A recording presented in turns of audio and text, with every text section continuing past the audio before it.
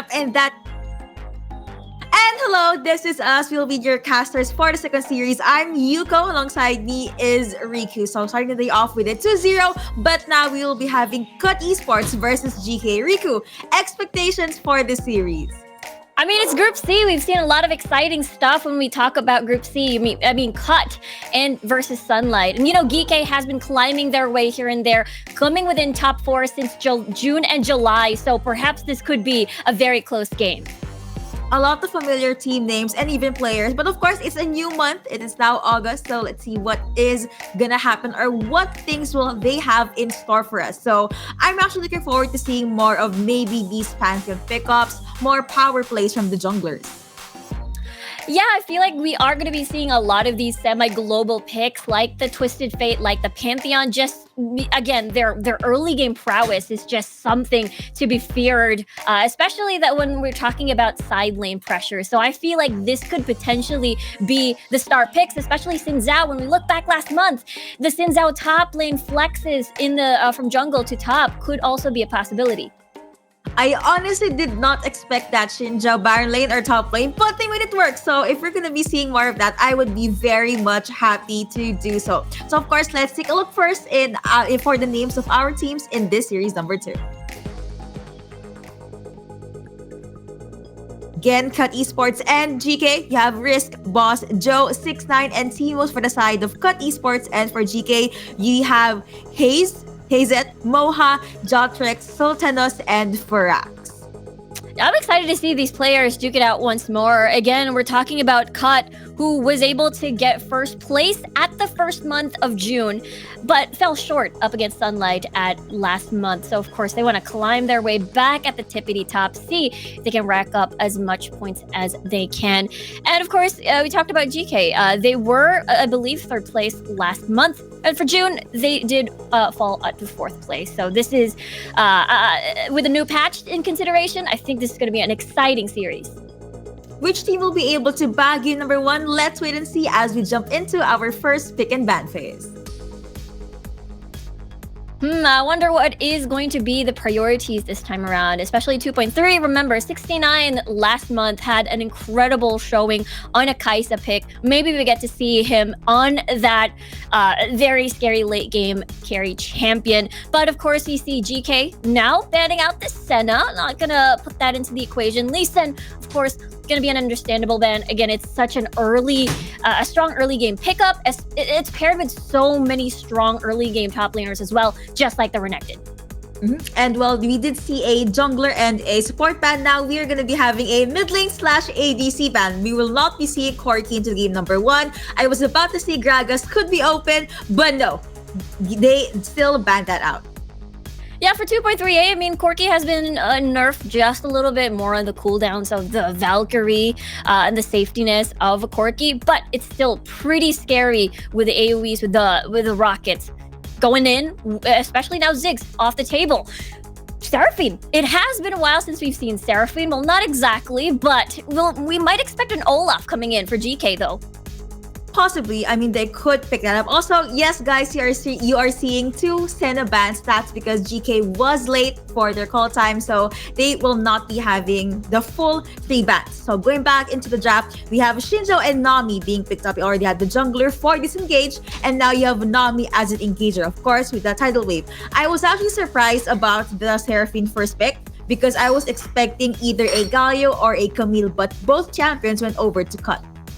Yeah, they really want to prioritize this. Usually when we see a Nami pick as well, you'd expect maybe a Lucian going to follow suit because Lucian with a Nami is such a scary pair, but they're going to pair it up with the Ashe. Remember, Ashe has been recently buffed with the Crystalline Arrow being, easily controlled. But to top this, GK roster, not roster, but composition will be a Riven. And I'm assuming that's going to be at top side, as we did maybe see a few jungle Rivens here and there, but Xin Zhao would most likely go to the jungle. And for Cut, though, they are going over to the Venn diagram combo, which is the Galio and the Camille. And to pair that up with an Assassin and a self-peel Xayah as their AD carry. So this is going to be very exciting indeed. I'm very excited as well. And of course, without further ado, let's jump straight into game number 1. Let's see who will be able to get that first W. Again, this GK versus Cut Esports. And now we have our eyes set on this Riven, which will most likely be the Baron lane. Shinja will be there at the jungle side. I actually want to talk a bit more about this Akali pick, which in the PPGL Icon series anyway, we don't see much Akali being open, but finally seeing her in the hands of Risk, Akali can pretty much just penetrate the back lines and most likely reach Firax, which of course is the main damage dealer for GK. Yeah, that's the thing. They do have the Galio on their side. They do have the Braum on their side. So most of the biggest threats on the Akali is allied with Risk over here on this pick. So no fear. The only thing that Risk has to watch out for is if he's on a shroud, hidden in the shroud rather, Hazet can easily stun him with that big AoE as a Riven. So I think that's one of the only things that Risk should watch out for in this matchup. That is true. And now looking at the mid lane matchup, Galio and Seraphine, maybe a few pokes here and there. And speaking of the Shroud, you were just talking about it. Risk already be picking that up just to make sure that Hazet will not be able to advance into his side. Jumping back into the mid lane, just a few pokes here and there. Seraphine does have the slight advantage earlier on. And now at the Diagonal lane, just the usual skirmish here and there with the 2v2s. Yeah, there's a lot of vision. You're talking about Xenon here on the Seraphine. There's a lot of vision going around for Cut Esports here. Lots of deep vision in the jungle of GK. So they want to make sure that they can keep track of Sultanos here on the Xin Zhao. Especially, again, we're talking about Xin Zhao, such a very scary early game ganker as well. We'll see if they're going to make moves around topside as he's looming over that area. No, he's just going to get the Krugs a little bit as GK topside does have priority.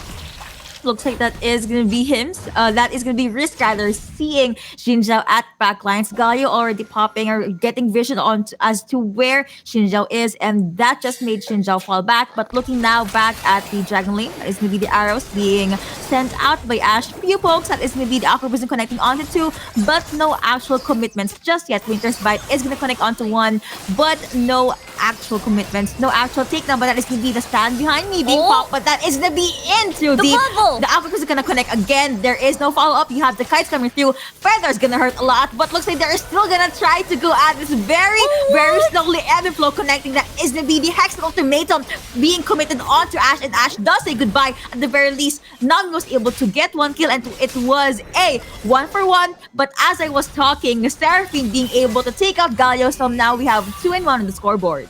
Yeah, I think that's first blood in favor of GK there as we get to see them getting that gold lead, plus that extra gold as well. Just as you mentioned, Yuko, they were able to eliminate with that gank from Sultanos in the mid lane, considering that they had information that, the Camille was already lingering around the bottom portion of that area. Good thing though, Mijoj was nearby, 1v1 though at top side. I thought he was gonna fully commit. Risk still not gonna risk with the perfect execution. But looking back at this replay, let's see what actually happened in that 2v2 fight. It was risky though. Tamola does have that heal, so that extra auto attack, they were able to get first blood, but unfortunately the jungle of Cut is lingering around the corners, able to get an exchange kill over to that AD carry. Biggest thing though, as well in the mid lane, a successful gank coming from Sultanos. So they were able to get more kills on the board, especially we've seen how Xin Zhao's, when they're able to get kills early, they can spin out of control. Next upside still jumping back into the game just under 4 minutes. Rip Herald as well as the first Drake will be up in 3 more seconds. Galio coming with the reset, but you have Camille lurking at the side. That is going to be the B drop not connecting. Shinjao, will you try and chase Camille? Looks like he will not commit, and he's just going to be very happy with the fact that he was able to push Camille back because this gives him opening to try and get Rip Herald. But Akali is lurking at the sides, and now you have 6ix9ine trying to take down this dragon all alone. Looks like Risk is gonna get a bubble to the face. That is gonna connect, but that is gonna be Risk being able to just jump into safety. Charlotte Shot has been popped yet again. Red team being able to get Cloud Dragon. At the very least, blue team will be able to get their hands on this Rift Herald. Yeah, there was an attempt to try if Risk will be able to slow down the Rift Herald take, but the rest of GK were pretty much there and complete.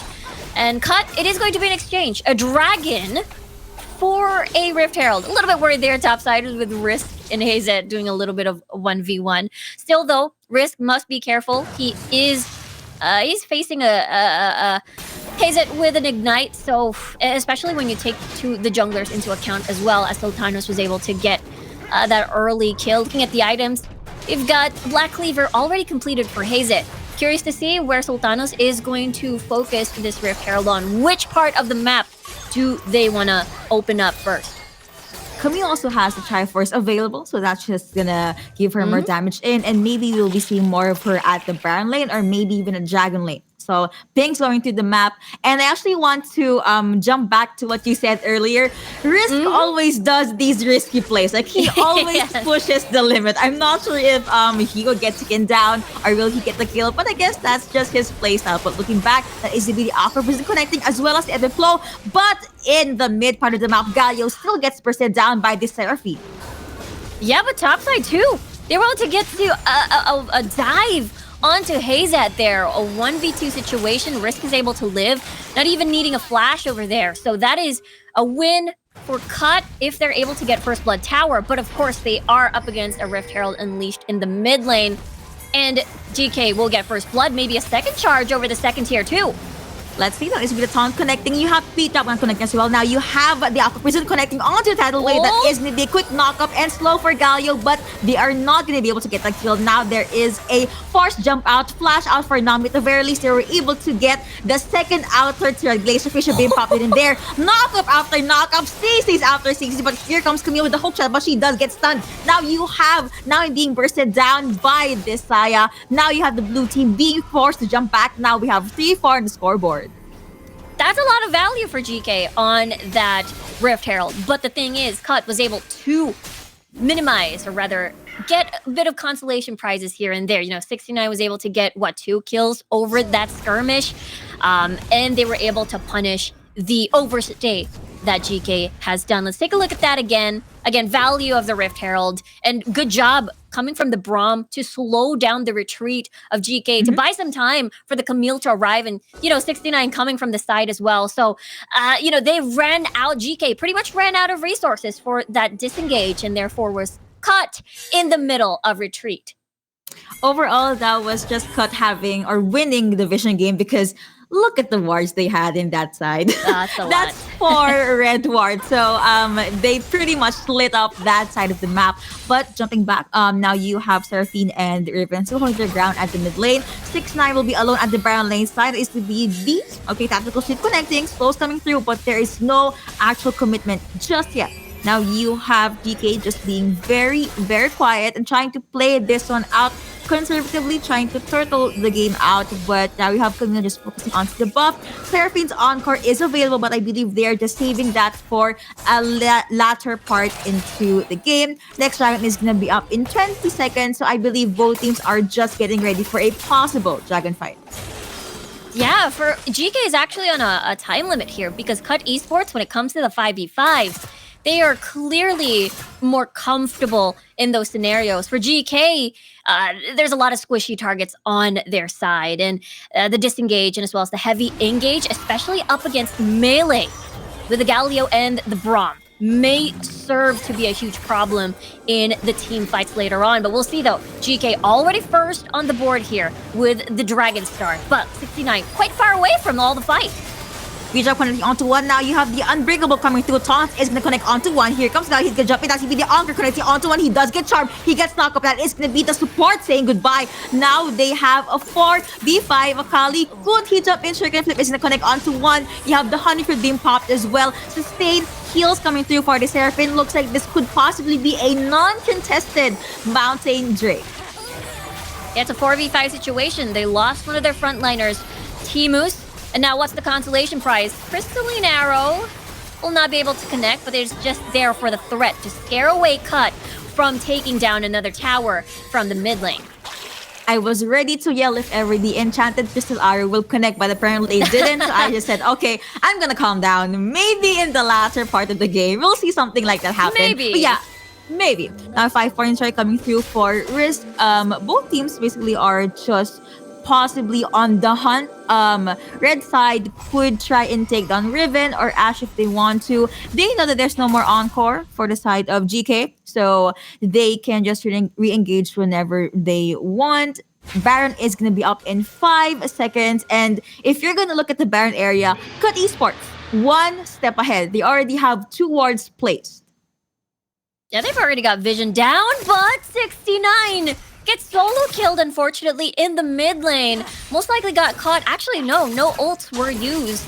And most likely a little bit forward as the arrow will shoot from downtown. Will they get risk? Will they get risk? They do! He did! Right, and that is the stuns connecting. Now here comes Riven jumping in. Stuns are gonna connect. Now you have the hero's entrance connecting onto one. Try shot has been popped, and that is gonna be Xin Zhao possibly targeting risk. At the very least, they were near the turret, so they were able to make it out of their alive. Stuns again coming through for this Braum, but he has Unbreakable. Also, can I just say that Xenon, are you okay? You have 5 kills for the side of GK, and he has 3. This Seraphine really hurts a lot.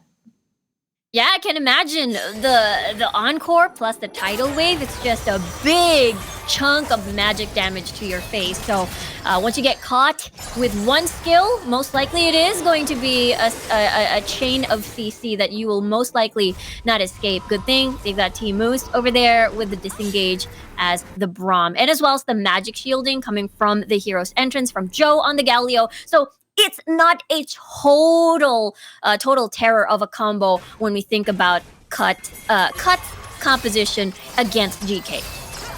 I was about to say that none of the teams are actually touching up on the Baron side, but as you can see, you have Xin Zhao lurking in the Baron's pit, but he does get spotted out by Risk, if I'm not mistaken, but he just decided to jump out, but they almost forgot. Riven alone at the Jago lane side, he almost touched that turret. At the very least, Camille was there to hookshot her way and defend this turret. For the side of GK or the blue team, they have very good wave clear as well as Cut Esports. I mean, you still have Saya with those feathers. Yeah, it's really hard to try and push GK down and try to siege. You will most likely have to kill 1 or 2 to effectively destroy a tower. And now Baron going to get attempted a little bit by GK, but they figured, hey, we don't have much information in the deeper jungle of Cut Esports. We'll just try to play safe, clear the waves. But we talked about this. The 5v5 of Cut, they're much better in that scenario. We'll see if GK is able to get picks here and there before comfortably setting up a 4v5 situation. They have they have everything. They have the big CC locks coming from Tamola and Xenon. They also have, again, the arrow, the enchanted crystal arrow that will be able to pick off from the side lanes, perhaps, especially when we look at the map. It's usually Risk or the Camille isolated in the side lanes. And if we're going to look at the itemizations right now, Rabadon's already available for Galio, and you also have the Solari Charge Blade up for 69. So maybe you're going to be seeing more of these crazy or groundbreaking plays from Cut Esports. But GK, it's like they will just have to layer their CCs perfectly. Again, Baron is up, but the next Drake, the Ocean Drake, is already up as well. And you already have GK lurking into the Dragon Pit side. But you have Risk alone at Dragon Lane that is in the Twilight Shroud being popped. You have the 5-4 connecting as well. Here comes the Hero's Entrance connecting onto 1. Toss are going to come through as well. Here comes Braum being able to pop the Unbreakable, but here comes the other members of Cut Esports. They are going to jump in. Hexic Ultimate being popped there as well. Anchor connecting onto 1, onto 2, but you have the title being popped in and there. Taya saying goodbye. Now you have Riven being able to take Galio down. Double kill going over to Xenon. And it's going to be a killing speed now. The only champion left from that skirmish, this Camille, was just forced to jump back. I was gonna say, it looked pretty beautiful. We've seen how the Feather Storm is able to dodge these scary AoEs that can lock 69 down, but it was pretty much overwhelming. The fact that practically Risk was just so low, it was 4v5 on paper. 2v1, will you able to survive that? Is it yes, no, maybe he is okay. Beautiful heals coming through from this Seraphine. That is going to be Camille saying goodbye. A shot down for the jungler. Enchanted Crystal Arrow connecting, but the follow-up was just not there. At the very least, they were able to just push Risk back. 14 minutes in, it's 9-4 on the scoreboard. Gold lead in favor of GK. Yeah, 5k gold difference in favor of GK, just as you mentioned. Let's take a look at that again. We talked about this, though. It is the pick potential that is incredibly strong for GK, and they've used this to the advantage. And basically, we saw Cut come in one by one. Their strength is in these 5v5 setups as well. GK is able to maneuver around that really well in that previous fight. Looking at the items, a lot of Rabadons on the board already with Risk, and as well as Joe. But in the meantime, Solari Charge Blade for the second item already for 69. So we're going to be seeing a lot of the crits that we were talking about, the Radiant stacks. But look at this Death Brush. We'll see if GK is going to be successful for this one.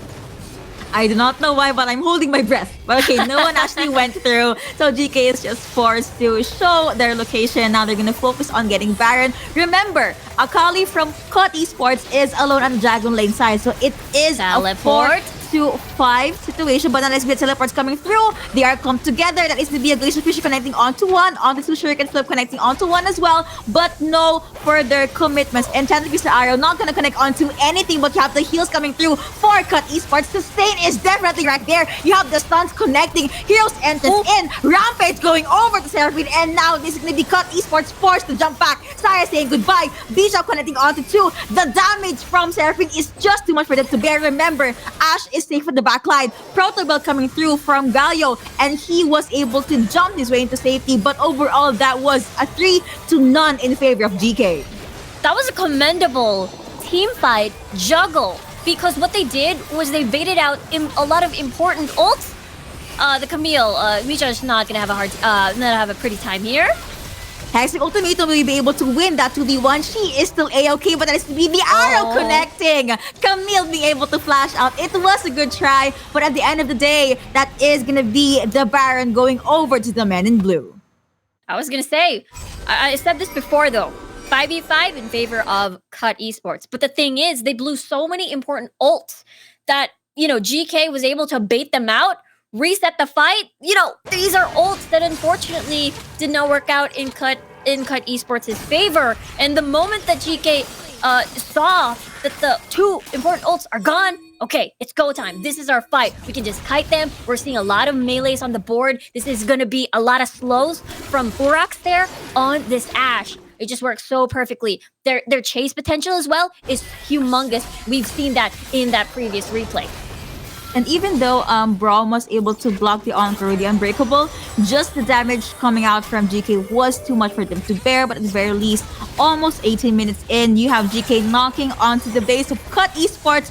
Whew, that burst from this singer. Now you have the Encore being popped on top of that tidal wave. Saya, are you okay? But now looking into the mid lane, you have the Hextech Ultimatum being popped then and there. Ashe saying goodbye.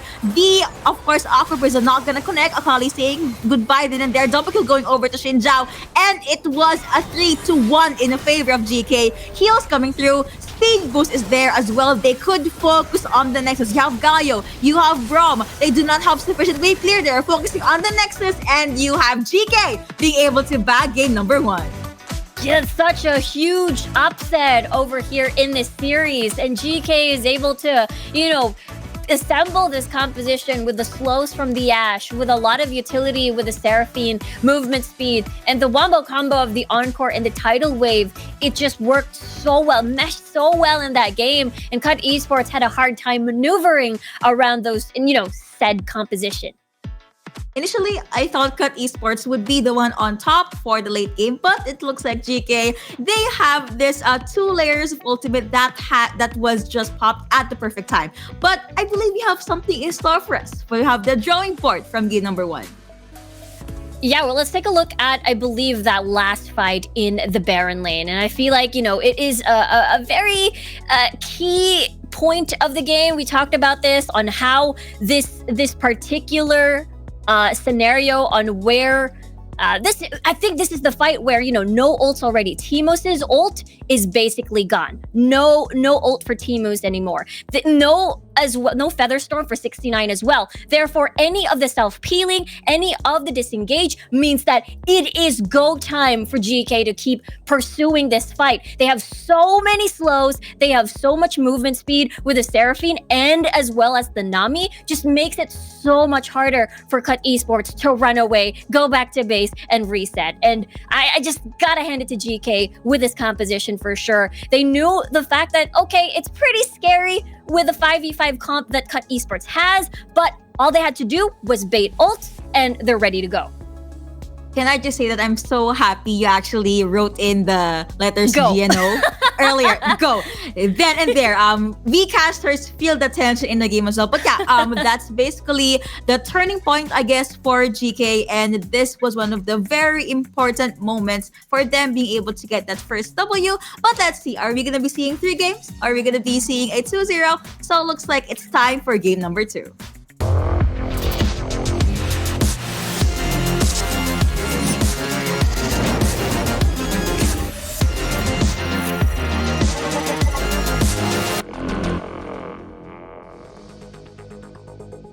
Really looking forward to seeing what kind of adjustments will Cut Esports do, given that they're now down in 1 game. Riku, what do you think could be their adjustment before they hop into game number 2? For me, maybe a little bit of more early game movement, I suppose, and as well as early game dragon priority. I mean, they were able to try and secure the following dragons, but unfortunately, it has been GK that was able to take control of the dragon pit. I think it's because of how strong their pick comp was, so it was very, it put Cut Esports in a tight spot in that particular game. So you're saying one of the things that they could tweak on for game number 2 is the draft, right? The draft. Yes. The draft. I know. I'm excited to see what the draft is going to look like, what the switcheroo is going to be, if Cut Esports will decide to. Because on paper, Galio Braum on your team looks incredibly strong. There's a lot of disengage and as well as side lane pressure. So we'll see if the bans are going to be similar as we look at, Lee Sin and Senna already first on the board, like the previous game number 1. Yep, they're gonna still stick with their first 2 bans. Now, Graga's still not gonna be available for the table. Sadly, I would love to see Explosive Cast, but no, GK don't want that. They don't want a very strong disengage ultimate up in the table. Still gonna be banning out Corki, and we mentioned this in game number 1. They could pick up the Olaf composition, but no, still gonna be in the ban area. Yeah, Olaf can be paired with many things. I mean, in the previous series we saw tonight, we've seen the Lulu. Lulu is also another popular pair with an Olaf. So, GK just do not want that in the equation. But first pick, Xin Zhao once more. We've seen this region in particular they like to flex it either topside Xin Zhao or in the jungle. So we'll still see where the Xin Zhao is going to go. Nami, Lucian pair maybe for Cut Esports.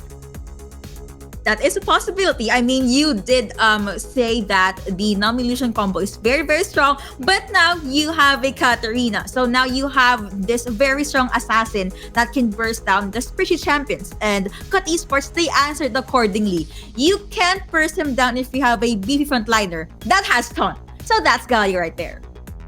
Yeah, the easy CC lock again. It is going to be very, very interesting to see where the timings are going to be for the Katarina to go in, because you have that fear of that Galio. But of course, they're adding in a setup here with this, Alistar pickup. So there's the knockups, there's the headbutt as well.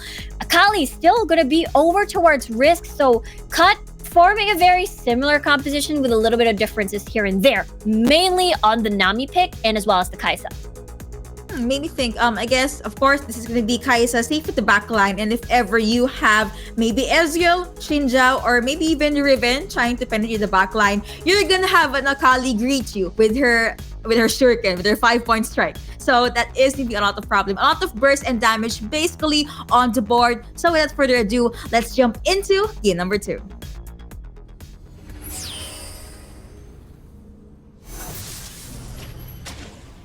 Let's see though, will we be seeing a game number 3, or will GK be able to close the series out with a 2-0? Will we be seeing a lot of 2-0 today? I don't know. I kind of want to see Cut Esports try and turn things to their favor.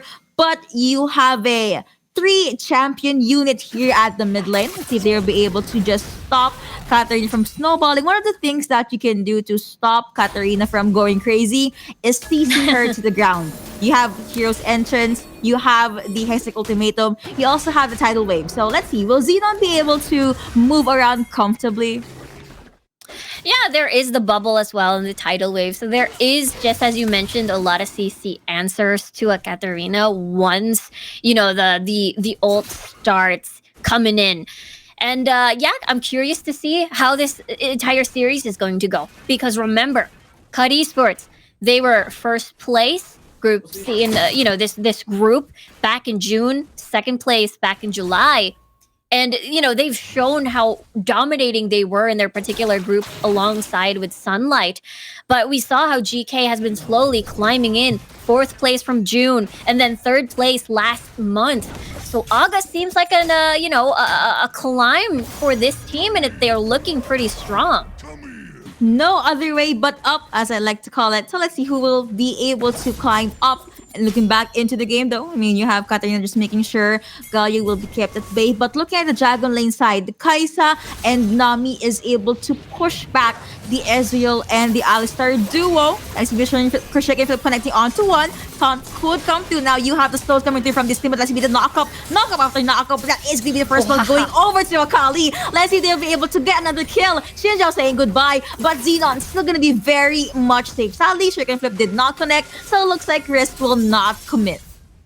Yeah, Cut Esports 3-man over here has a very strong level 3 spike. Sultanos on a Xin Zhao, also very good level 3 spike. But for Xenon, not a lot to give at this point of the game. So Cut is able to capitalize on their spikes, and they went on ahead. Meanwhile, for the bottom side, as we see the replay and as well as the little camera over there, looks like the gank, or rather the 2v2, will not continue as the bottom lane of GK is able to back away.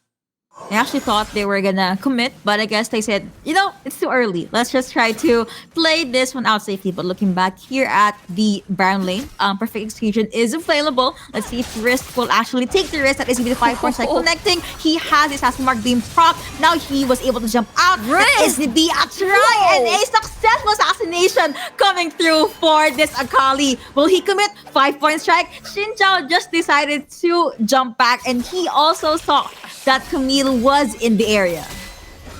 Risk be crazy over here on the 1v2s. I mean, there is a possibility for it to be a potential, second kill for Risk. But again, didn't want to go overboard, especially, he didn't have any summoner spells to work with. Let's take a look at that again. We talked about this, the Shroud, easy AoE stun from Hazet, but it didn't matter as Risk was able to basically dodge most of everything that Sultanas wanted to dish out. He's able to escape. Again, Akali, a very, very slippery champion, especially given to a very, talented player such as Risk. He seems to really love this Akali. I mean, as game number 2, he still has his hands on this champion. Jumping back into the mid lane, just the usual love taps here and there. But now Xenon's going to go in with the recall. Try to Shroud has been popped in again. Camille nowhere near the area. So if ever Hasty could try and go with the 1v1s, instead he is just going to focus on clearing out the wave. Looking back here, down at the bottom lane, the Ocean Drake is now up. Rift Herald is up as well. That is the headbutt connecting. Let's see if there's going to be a follow through. Now you have Camille saying hi, saying hello. You have Ezreal jumping in. He has the mystic shot, but Xinjiao gets bursted down. He was forced to just use the Essence Flux just so he can jump back into safety. Now you have Cut Esports focusing onto the Ocean Drake. The Afrovision is not going to connect, but let's see if they're going to let this dragon go, or will they still go with the full ultimate stuns coming through. Now you have Riven there at the front line. Let's see Alistar saying goodbye. That is going to be the Twisted Barrage connecting onto one. Galio saying goodbye. Here comes Katarina focusing onto this target, and Nami saying goodbye. It was a 3-1 in favor of GK. And they were able to buy some time for Sultanas to come in and join the fight. And now he's able to cancel out the Camille's port back. Looks like he's safe for now. Look at that discipline. Oh no, looks like he's not going to be safe for Risk. Just going in. The killing spree going over to Akali. And whew, The damage on this assassin is definitely felt. I mean, absolutely cannot blame Sultanas there. I mean, the Camille was basically all alone, wanted to pour back. But here comes round two over this Ocean Drake here for Cut Esports. They are going to be able to secure this, no problem. But at what cost? Actually, they have been winning because Risk is able to get early kills now. Already 3-0-0. We'll see if Cut will decide to just get First Blood Tower. So even though GK is able to get this Rift Herald, they won't get First Blood Tower for the team, and we'll see what they decide to open up. Either they want to equalize the map, go over bot side, or open the map for Hazet at top side as well instead. Looks like they could summon the Rift Herald here at the Baron lane side, but as you can see, Cut Esports already taking down the second turret. Now you have Riven coming with the recall, could try and defend the turret, but I think it's going to be a tad bit too late. At the very least, GK, they are going to try and go with the trade. Still gonna be the trade with Cut Esports winning the biggest pie on the pie. As they get 2 towers down at bot side and 1 charge only for this Rift Herald, as Risk is way over there already defending the following charges. Let's take a look at the fight over at the Ocean Drake earlier, as again, this was a 4v5 situation. GK had a lot of pokes actually, and I really want to commend Xenon here. He waited for the perfect timing to go in, where everybody was pretty much low after Firax's pokes from the Ezreal, and it's basically cleanup. He's able to get a double kill off of this. Now, we won't get to see the replay, the cancel of Sultanas's, or rather of the Camille support back, but it is still a problem. They still have Risk being one of the huge problems on the Cut Esports side. They do. And I guess this is just a signal for Ezreal and Katarina to try and go in with the farm. You have the IK Rain connecting onto one that is in the jump and they flash in. But oh no! That did not actually merit to anything. So now Cut Esports, they know heal and flash down already for Alistar. Yeah, GK wanted a setup for Xenon on, you know, the pulverize all the knockups in the world, the CC, to help again set up Xenon on the Katarina, but unfortunately it didn't work out. Yes, flash lost, so this Alistar is going to be very vulnerable on the next fight. We'll have to see now what the plan is in mind as we take a look at the itemization. Rabadon's already completed for Risk, Triforce already for the Camille, but more mana fully stacked to fight. Being popped in there. Now you have the Hexing Ultimatum as well as a Trisha Barrage being popped in there. Katarina, the first one to actually get taken down. Now Ezreal saying goodbye as well. You have Nami safe with the backlines. You have a tactical sweep being used by this Camille, focusing that is going to be the tidal wave connecting onto 2. And now Cut Esports very much happy with taking down not just the Katarina, but as well as the ADC. They could try and get Baron Lane turret, and now they're just going to place wards all around to just light up their map. I'm smelling a game 3 over here. Cut. You know, their conditions, look at them. Risk and Camille are getting a lot of kills already on the board. And let's take a look at that again. So it was an Arcane Shift forward. So an Arcane Shift forward means you're very, very much vulnerable to anything that comes your way. And that is exactly what we just saw. Another fight in the mid lane. Rampage going over to this Risk. Trisha Barrage being popped in there. You have the knock-up. You have Xin Zhao being taken down. That is the Risk down to the last bar of his health. Tidal Wave coming through. You have Camille focusing down on the Riven, but the damage is not enough to take down this Camille. Also has that passive being popped. Now you have the taunts connecting. Double kill going over to Camille. Rampage at that. Ezreal saying goodbye. It was a 4-0 in favor of Cut Esports. I think we have this thing called Caster's Curse, but I think when I said I kind of want to see a game 3, Cut Esports, they said, okay, hold my beer, I got you. Yeah, game 3 could be incoming. Let's take a look at this replay again, because I want to point out something very, very interesting. But anyway, Trisha Barrage coming from downtown. That means Firax is not present in this fight. Teemos being alive with the tidal wave means that Cut can still chase. The replay wouldn't show that part where I wanted to point out, but it was the bubble. You know how people, the instinct, either you want to go towards the honey fruit? That's the aim. Teemos did it so well, and Firax was unable to escape because, again, you're magnetized by the honey fruit. You just want to get some heals there. You want to get that sustain, but now you have the Baron already up. Cut Esports pushing themselves at the mid lane. Not sure if they're gonna pick a fight or go straight to the Baron, but Galio as well as Camille is searching or lurking at the sides. Risk is gonna make his way down into the bottom lane to clear the wave again. Make sure that they have this very healthy number of minions pushing into towards the lower half part of the map for side of GK. Again, Baron is up. Kai'Sa looking at the sides. Ultimates are available for both teams. So let's see. They could pick a fight at the mid lane or maybe near the Baron. It is Cut Esports' control now. They have 2 dragons.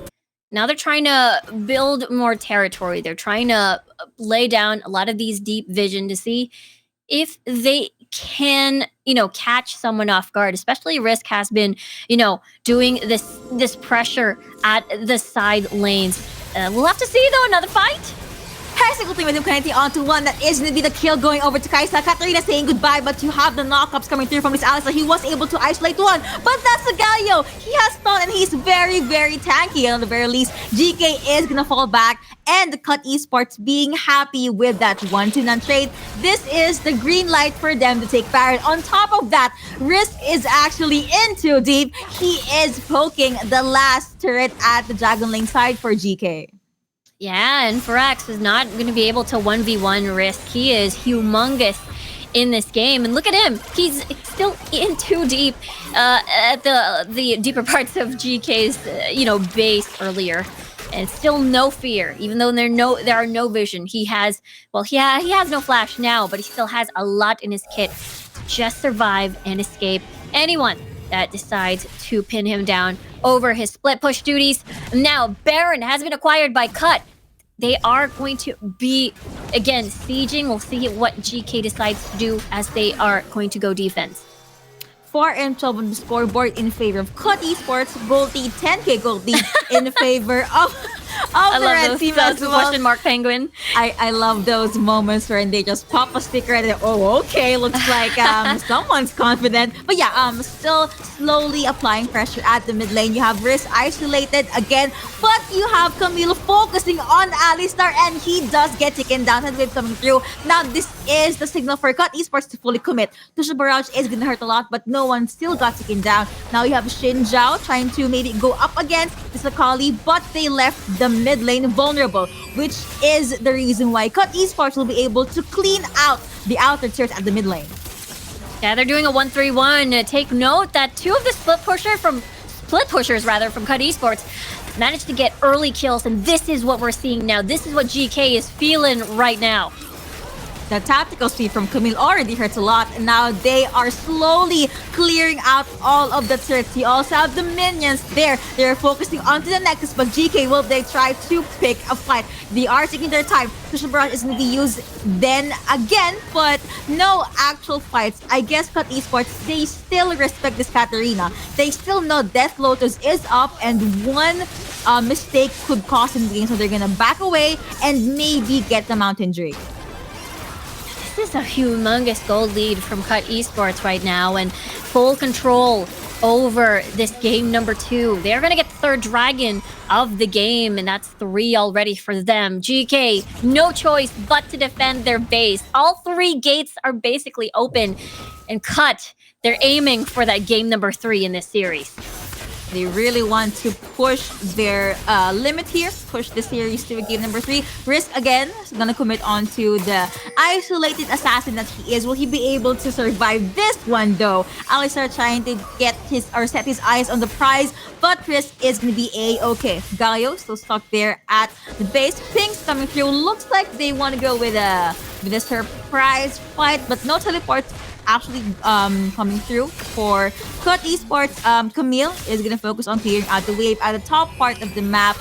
They are waiting for an opening. Tidal Wave is gonna connect onto 2. There is no follow-up just yet. We have the kites jumping in. You have the initiate coming through for this Alistar. Will they be able to get this? Big dominating going over to Camille. You have the heroes and just connecting onto 1. Now you have the taunts coming through. Katarina saying goodbye. Now let's be Cut Esports being able to get the kills and eventually get the game to win and push this to a game number 3. Yeah, gotta love, Group C with their close games. We're talking about last month, it pushed to a game number 5 as well in their finale. And now GK, they were able to win game number 1. We'll see now who takes this first win, especially, in the very first day of the Origin series for August.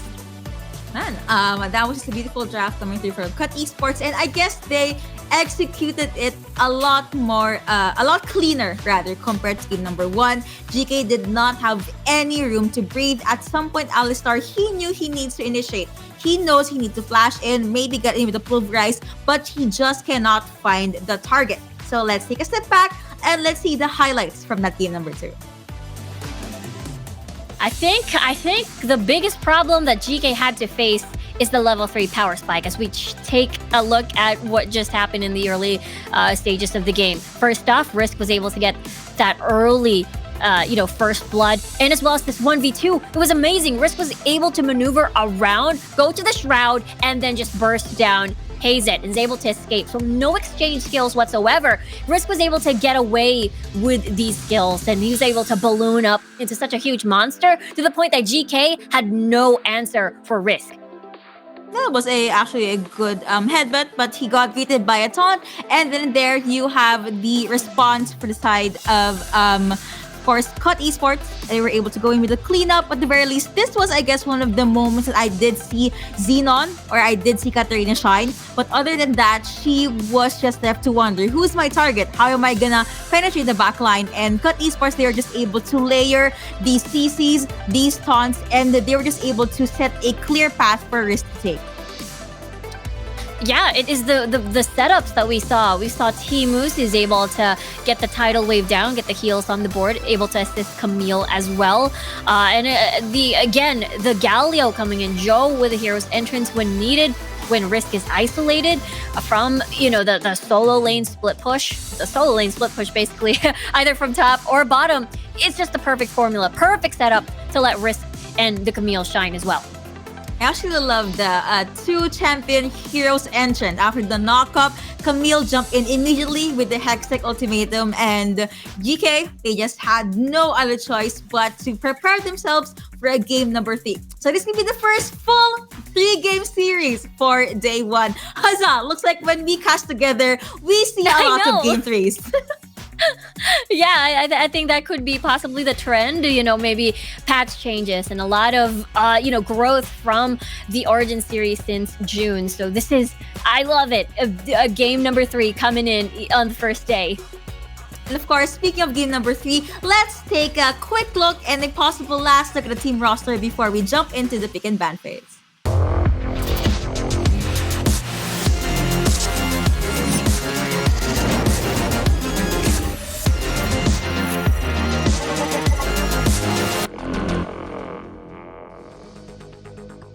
Who will dare to be wild in the Rift? Again, this is Cut Esports and GK. Last game for series number 2. Let's see what kind of draft will they have or will they show for us. So again, we have been seeing a very good Akali plays for Risk, a lot of good engages for the side of Cut Esports. But GK, let's not count them out just yet. Once they get the lead, they just snowball up onto the late game. Yeah, I feel like either get the Akali, ban the Akali, or get the Galio for yourself. I feel like there's a lot of value, when you want to play around or against and take away any of the strengths that Akali can use to flourish, like what we saw in game number 2. So maybe we get to see a difference in bans this time around. Let's see. We did see a Seraphine ban in game number 2, so that's something they could still hold on to. Xenon, even though he had an amazing start for Seraphine, he kind of struggled on the Katarina. So we could be seeing a new mid laner for this player. Maybe a Twisted Fate, Fizz, Fiora. A lot is still on the table. Yeah, Twisted Fate. I think it could possibly be a very interesting selection, especially, Destiny. When Risk hides in the Twilight Shroud, you're gonna get revealed basically as well. So perhaps we get to see a Twisted Fate, maybe Twisted Fate versus Galio, maybe when the Ziggs is unleashed. We'll have to see. Still gonna be a Senna ban. They really don't want this champion with the global ultimate for the heals. And Cut Esports, they do not want this monk in the Rift. So finally, we're going to be seeing a Camille ban. I was actually wondering why we're not seeing Camille bans. But yeah, we won't be seeing any Heist ultimatums now in game number 3.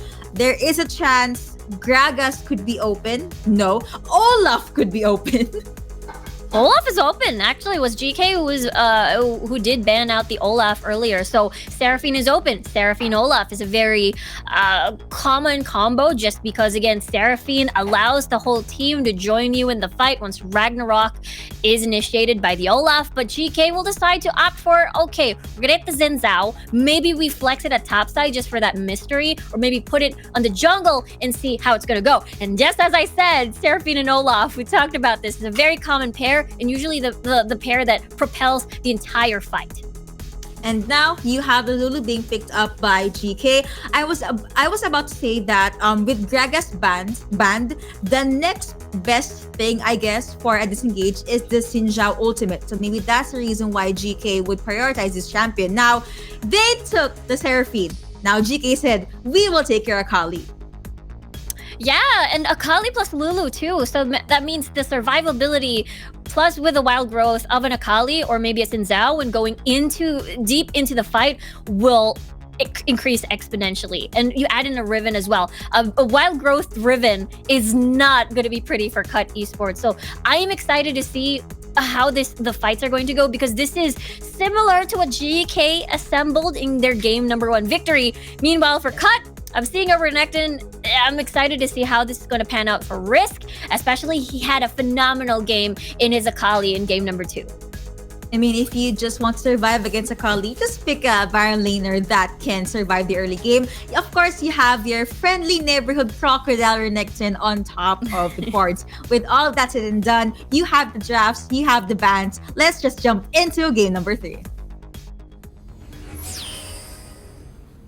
Still, let's see what is gonna happen. I'm actually looking forward to the Dragon Lane fight here. Who will be able to snowball first? Who will be able to just land those CCs? Speaking of CCs, a lot of CCs for the side of Cut Esports, not just AoE, but also single target. Yeah, the from the Leona as well, and from the Renekton, there is a lot of CC on the board that is able to lock GK down, considering that, GK, they do have some form of disengage with the wild growth, but at the same time, everyone is pretty much squishy. I mean, that is the reason why Lulu is very important. Make a squishy champion less squishy with your wild growth and your shield. So we'll see now in the fights later on, if Sultanos, especially if they're able to get, ahead early, especially when we look at top side. Now you have, that was Timu's just overstaying his welcome, but they're gonna focus on till this Lulu stuns are gonna connect, and that is gonna be the kill, going over to 69 even. So a beautiful first blood, a beautiful start for the ADC on Cut Esports. Usually when you want to put a strong level 3, level 2 spike behind, you take advantage of their level 1. Try to kite them down, especially you're in this matchup, melee, and then you're both range with range support on the Lulu. But that didn't happen because we saw everyone in the mid lane soaking up experience, clearing the wave to get priority for Seraphine, for Joe. So we didn't get to see that level 1 tussle that we usually see. And, it was Tamola, unfortunately, that had to take the blunt of the hurt from Timus and 69 over there at bot side. I guess at the very least, their ADC was not the one that got taken down. Now, besides Day is coming through for Risk, gonna focus on Visakali, but Xenon will be able to just pop in and try to Shroud and just protect his way under the turret. Now you have this Olaf. I thought he was gonna go in with the gank or the engage, but looks like he's gonna try and go with the recalls. He is holding his ground. Could try and help this Kai'Sa as well as the Leona. He is still not being spotted out. Now, looks like it's gonna go back into default as Ashe as well as Tulu will just target the minions. Have the Void Seeker connecting onto none, but then there's gonna be a lot of arrows being taken by the bot lane duo by Cut Esports. Yeah, they can just keep doing this. They can just, let Forax be able to poke out with the arrows, with the volley. Sultanas, though, sense that, okay, most likely Cut bot lane decided to go back home, buy some items, reset, not risk overstaying their welcome, especially level 5, a very critical point of the game. You've got a lot of single target stuns with Forax as well on the Crystal Arrow, and as well as the Wild Growth for the disengage. So this is extremely important. Whatever Timus decides to stun fully, most likely Tamola will be able to get that Wild Growth on the board. Problem is, if ever it's a 2 or 3 champion, if the ultimate rather will connect on the 2 or 3 champions, so Tamola will just ask, who do I prioritize? Are we gonna go with Riven? Are we gonna go with maybe Ashe? So let's see what is gonna happen. The latter part of the game, Xin Zhao lurking at the dragon at the Baron lane side. Olaf is there as well. I actually like the Riven and Seraphine matchup. The moment Riven gets close, it could possibly be the end of Seraphine, which is why Joe is just playing it out safely or conservatively in the early game. Yeah, it could be a little bit risky. A good thing though, this is, Joe being very extra careful, managing the range, making sure that Joe is not going to be in kill range whatsoever. He does have some heals, so that's a little bit of that win over there in the lane. Look at Xenot, he's pretty low from the 1v1 between Risk. Therefore, decided not to pursue that, especially Risk has been carrying Ignite, so Risk could possibly look for kill maybe later, as we take a look at Rift Herald now being started by Cut Esports. You want to focus on the objective game. You have the wards coming through, but he does get meet by the Enchanted Crystal Arrow. You have the Onk connecting as well. You have the beat drops connecting onto no one. That is Nibiru next to being taken down. Now you have Timo jumping in. He is being targeted by the members of GK. Now you have Ashe in the backline. You have the ultimates coming through by this Leona. He jumps in. He flashes in with that Ragnarok. Now this is the time for Cut Esports to go in with the re-engage. That is the Killer Instinct in 469. Leona saying goodbye. Knockups coming through, but you have the Undertow connecting onto none. Now that is going to be a 1-1 in favor of no one, but maybe in favor of Cut Esports because they have their hands on this Rift Herald. Yeah, they were still able to get the space that they needed despite the Encore not hitting quite right. The Solar Flare only slowing down 1. At the end of the day, that Ragnarok timing coming from the Olaf was able to basically scare away the low health targets of GK. They were able to get Forax off of that fight, off of that skirmish. And now we'll see if Cut is able to get 2 rewards. They got the Rift Herald, now they're aiming for this dragon. Take note, Cut still hasn't done their reset. GK already did.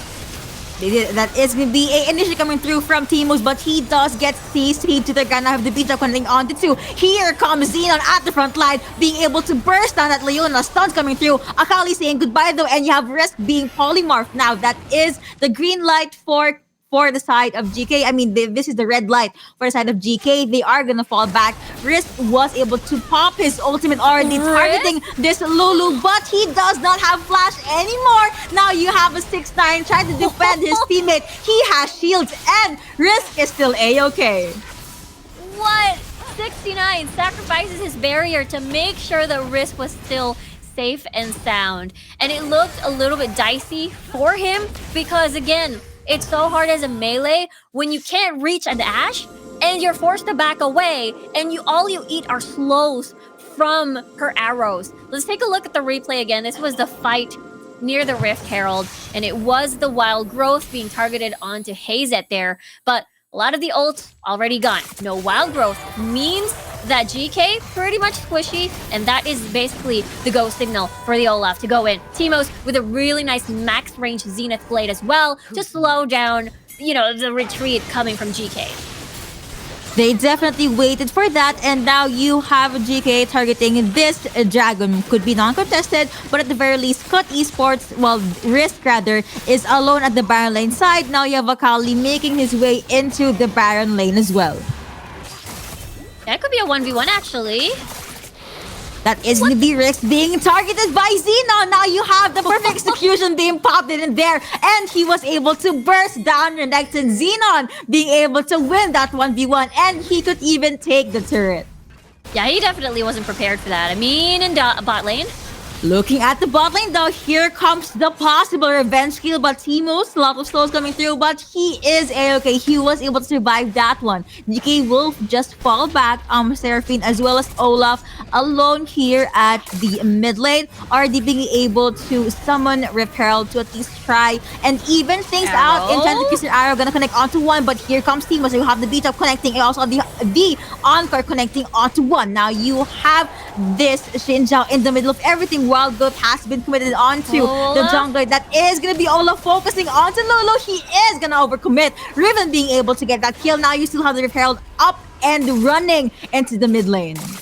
Yeah, everybody had different targets there, and it resulted into the scattered 1v1s that we saw in that fight. And, you know, unfortunately, Joe had to eat a crystal arrow to the face and had to basically eat all the damage coming from Sultanos earlier. But at the end, we got to see the Olaf be able to secure another kill as well. So I think on paper, it is pretty much even. I think the biggest question is how they can contain Xenos here, because he is able to solo kill Risk here with no worries, no problems whatsoever.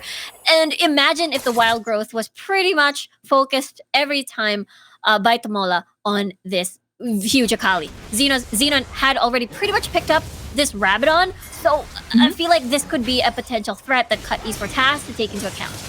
The arrow did connect onto one, but now they are going to go with the re-engage. Now you have Ashe at the front line, still going to go and try to kite Risk down, but Risk will be able to walk his way into safety in the mid lane though. You have 3 champions focusing onto the mid lane turret. Cut Esports running this 1-3-1. Will they be able to get that? Of course they will, but will GK do something about this? Of course they will as well. Now you have the Beach connecting onto one, Look at onto Xenon. 2, but that is going to be so much damage being dished out by Xenon being able to get a double kill. Rampage at that, killing spree going over to Hazet, and Cut Esports left to die with their 2 teammates down. 3 rather, Yeah. teammates down. Oh boy, again, Xenon going to be a huge problem for Cut Esports here. GK is going to have free reign for the next, 5 seconds on the clock. They won't risk it and push for the second tier as the rest of the members of Cut are basically up, alive, and well. There is still one tower left, which is on the bottom portion of the map, but it is now almost a 10-minute mark. It means Baron is now going to be spawning soon. And we'll see as GK already pinning the dragon portion of the area. And the biggest question is, by then, if they decide to pursue the dragon as well in a 5v5 scenario, will they be able to deal with Xenon there? They have the stuns from Timus. They have a lot of these AoEs coming from Joe. And the biggest question is, will they be able to isolate and make sure to punish any sort of super aggressive plays coming from this Akali?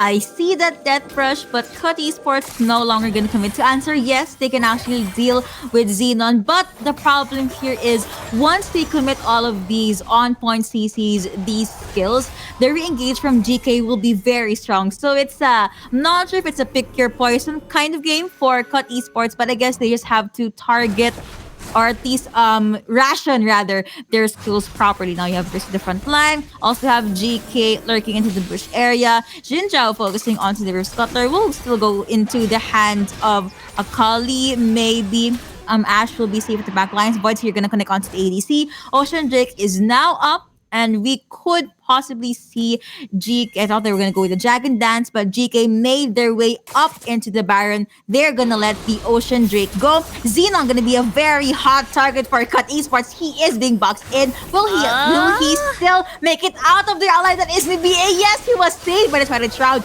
but that means Baron is already being started by GK. Anchor gonna connect onto none actually. No follow-ups there as well. This could be a steal if they want to. Let's see if they'll be able to go to the answer. It's gonna be no. Blue team actually was able to secure that Baron Nashor. Now, after getting the objective, they could just fall back. But here comes Cut Esports. They want to get the kill. They want to go with the pick off. Leona saying goodbye. Ashe being able to get that kill, but she actually risked her life then and there. She gets bursted down by this Olaf. Now you have Risk focusing onto Riven. Riven jumping out. You have the stuns connecting. Flash out as well. Would be enough. The answer is gonna be no, because I mean you have a scary crocodile right behind you. Voiceseeker not gonna connect. At the very least, he was able to get the honey fruit.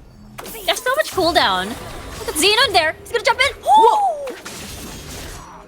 Okay, wow, that is the burst coming through for Seraphine. Seraphine saying goodbye. It took me a second to digest what actually happened. That was a It was pretty 5 point swift. strike, and Yeah. I don't know what happened. Bye, Joe. I guess. It was a very, very. I mean, Xenon is just killing it here on this Akali, and I really love the matchup that we're looking at, the Baron lane matchup that we have. Let's take a look at the Baron replay. Baron fight once more. Sultanos had that wild growth, but unfortunately, it's not enough. Again, an Olaf on Ragnarok is literally unstoppable, and they really had to deal with that. Double kill for him there. Hazet actually bought a lot of time. But Xenon actually gets another kill because the Olaf was pretty much all alone in the jungle of GK over there. And they had to deal with that 1v1. Again, no Ragnarok means that it's going to be susceptible to any sort of CC that can hold and pin him down. Speaking of pinning him down, you have Hazet just eating that beat drop, but he was still able to survive that one. So what happened there was you have the enchanted are already being committed in the earlier parts of the game, and the first one to actually fall down was Olaf. So GK being able to juggle that 4v5, they rotated over to the mid lane to at least clear out the outer turrets. Now they could box Risk in. I mean, if you're gonna have 4 champions chasing after you, I'd pray to all of the gods that I know. Now Cut Esports, they could try to go with the engage. Ultimate is now up for Timus, but just in time, GK said, nope, let's not overstay your welcome. Let's go with the recalls, get few more items in, and possibly pick a fight at the mid lane. Yeah, they were able to maximize this Baron buff. They took out the mid lane and as well as got a bit of other kills here and there.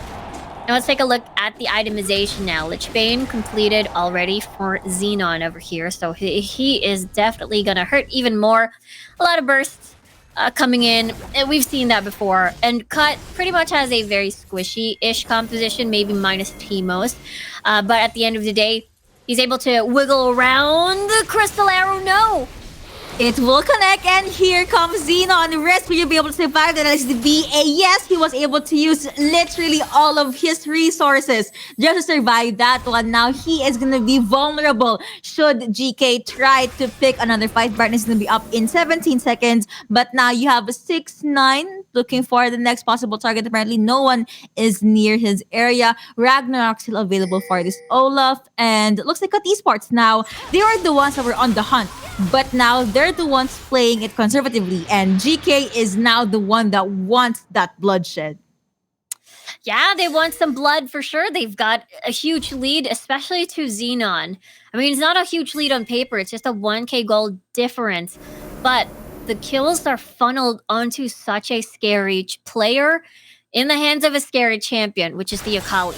Now we'll have to see how Cut is able to try defend from this attempted push from GK. The 1v1 though, we saw how that went. We saw how Xenon is not able to, or rather Risk is not able to deal with Xenon there on this Akali. So Cut must invest resources, but at the same time, GK has been, you know what? Okay, you're gonna focus on top side, gonna focus on Xenon. We'll focus our 4 men onto the opposite side of the map. And Cut has to take account of that possible maneuver from GK. I guess GK, well, Xenon is going to be a sacrificial lamb in the later parts of the game. That is going to be the arrow connecting onto that Olaf, but Olaf has that Ragnarok. Now you have the strong engage coming through for the side of GK. You have a lot of CCs to survive. That is with the flash out coming through from Leona, but look at Xin Zhao. He is still A-okay. That is going to be Akali being the first one to get taken down. A shutdown on Xenon, in fact, and right after Akali saying goodbye, GK decided to just let it go. Just kidding. But the dragon, next dragon is going to be up in 22 seconds. Baron still up. Cut Esports, if they want to, they could get Baron, given that GK is going to go with the reset. Yeah, it was Xenon. Unfortunately, you know, looking at his items, does have that teleport, not as Zhonya's hourglass on his boot enchant. So this is going to be a struggle when he wants to go in. So he exchanges, you know, that split push over that team fight utility, and now Baron is started for Cut. ultimate has been casted by this Ashe, and here comes GK. Will they be able to go to Stila? Is maybe a no, but they could still try to survive the team fight. That is maybe yes, no, maybe Ernest is the first one to actually get taken down. You have Seraphine in the back line. Will you be able to do anything? That is maybe a no. Leona saying goodbye as well. It was a 2-0 in favor of GK after getting those 2 kills. They are very much confident to get this Elder Drake. Yeah, this is going to be very juicy for GK, which they will gladly take, as that's going to be... Whoa! Oh no! 69 falls in the hands of Xenon there. That's going to be a shutdown, I believe. And they get rewarded. Will the Elder Mountain Dragon as well. It's going to be very scary with the massive shields kicking in for the fights later on against Cut.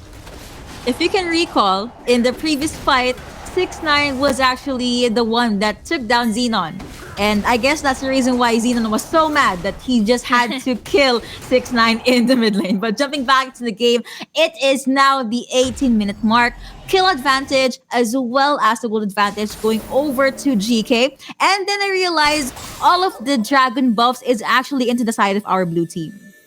Yeah, GK is able to secure everything. As we take a look at the replay over at the Baron fight, Sultanas was the one who got the wild growth. They were able to clean up Slade, putting, Risk back to base. And the unfortunate 1v1 as Xenon, again, versus the very squishy AD carry. I'm sure Xenon will have the time of his life. Look at him, too. He swapped the teleport enchant to this Zhonya. So he will be more confident going in, even though Teemos will be in the nearby area. He wouldn't be too scared too much about the stuns. Olaf popping with the Ragnarok the moment the arrow did connect. So I guess 1-to-1 trade for the ultimate and still 4 turret takedowns per team. You have Akali, you have Xenon alone though at the Baron lane side. Could be split pushing. Now you have 4 members near him, and GK will just focus on taking down the last outer turret for the Dragon lane side, and Risk trying to defend this last mid turret with his life. Again, no more arrows available for this Ashe. GK is now going to fall back. They do not want to overstay their welcome because they still have the encore to worry about. And they don't want to risk it. They just want to try and play safe, get that reset. They have acquired more gold. The 6k gold difference now, and with GK in the lead. We're seeing a death stance getting picked up by Sultano, so his survivability has increased even more. Not only during his ult as well, not only during a wild growth on him as well, but with a death stance and Sterak's picked up, he's going to survive even more in the prolonged fights. So we take a look at more items. Staff of Flowing Water completed. Double QSS, actually, for the side of 69 as well. As Joe is more likely because, again, of the threat of the crystal arrow from far, far, far away here coming from Farak. So better safe than sorry. They want to make sure that they're going to be fine. Because if you get an arrow from far away, Xenon, you bet Xenon is going to be nearby and is going to finish you off. They will mostly commit the arrow into where Xenon is. And let's see if they're going to start to do the initiative, or at least try to pull the trigger. GK being very quiet near the push. Not sure if Cut Esports will be able to take a peek there. You have the undertow for Olaf. And now you have the Void Seeker connecting onto one. Vision and information given to Cut Esports. But looks like the buff is still going to go over to their side. Baron is still up. No one going to that pit just yet. And Cut Esports, they still have quite a minion wave to manage. Yeah, they've mid lane slowly creeping up towards that area. It's very difficult because, Cut does have a lot of deep vision in their own jungle to make sure that GK is not able to secure any of these sneaky kills. But I guess this is the opportunity. Their composition is very strong as 5. Nope. Okay. Nope. Okay, that was a good try for Xin Zhao, but Cut Esports, they're being very careful at this point. Now Xenon is looking for the next possible target. Undertow has been popped by Olaf in there. Risk try to see if someone is hiding at the bush, and while GK is trying to push him back, I thought they were gonna commit with the Baron, but you still have a fresh wave of minions pushing into the Dragon lane side of GK. Cut Esports will be very much happy to see another turret falling down. They're gonna go with some of the recalls here and there. And GK, well, Ashe at least, is gonna hold his ground into the mid lane. They decided not to risk it too much because, just as you mentioned, there are minion waves slowly creeping with, the 3 cannon minions just destroying the second tier tower. And this makes GK a little bit uncomfy, I suppose, and they decided to just clear that out.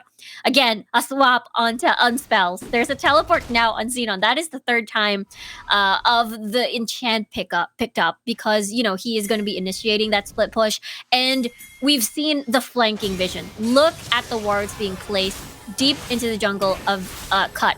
So they're hoping that they can set up an entrance for Xenon to come in straight from the backline.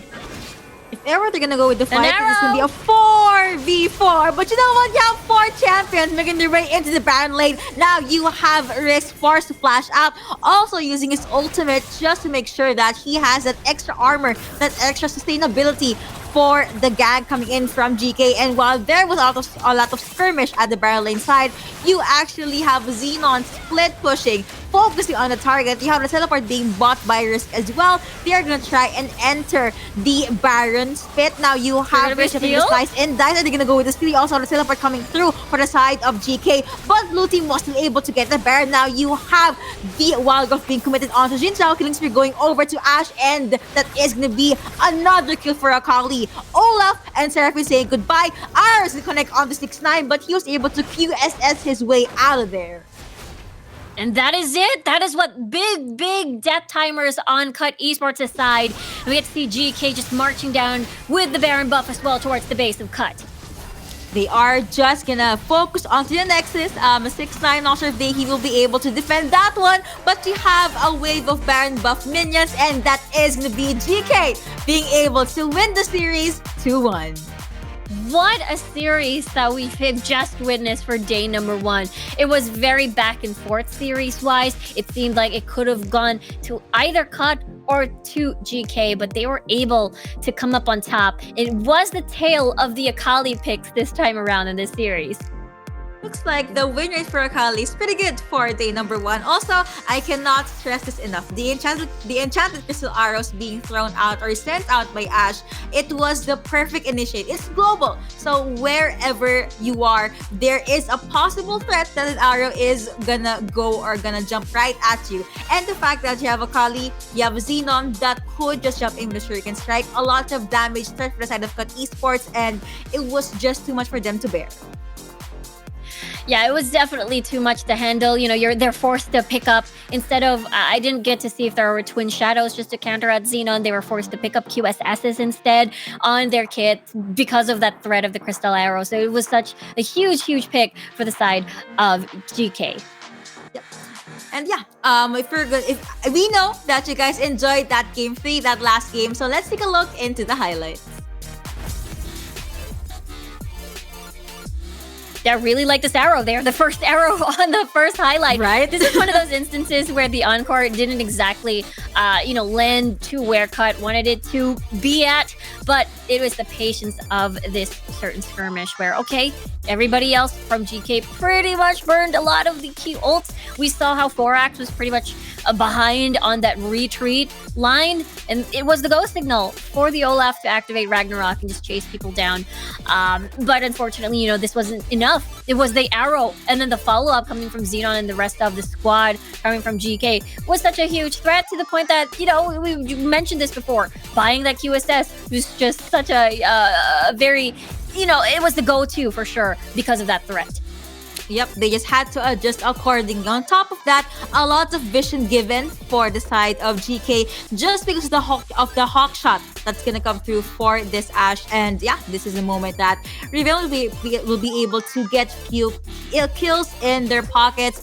This was the moment that GK definitely shined. They were able to just lock in Cut Esports. They could not move. Akali having the time of her life, and even though 6-9 was right there, he had no choice but to just go back into the base with barely enough of his life left. But yeah, what a back and forth series. Surprisingly though, it's gonna be the win going over to GK. Even though Cut Esports was able to push game 3, they were just not able to close out the series. Yeah, Group C is starting to look like such an intense and close group, and very excited to see how the days are going to look like, especially, Cut. Of course, they want to be top again, considering that their record back in the June Origin Series was they were the champions, and then they're second place the previous month. So for GK, they are definitely slowly climbing up there. Definitely. But that has been series number 2. Do not fret, we still have a series number 3. But before we jump into the series, we're gonna jump into a very short break. We have been your casters. I'm Yuko, and I'm Miss Riku, and we will see you later.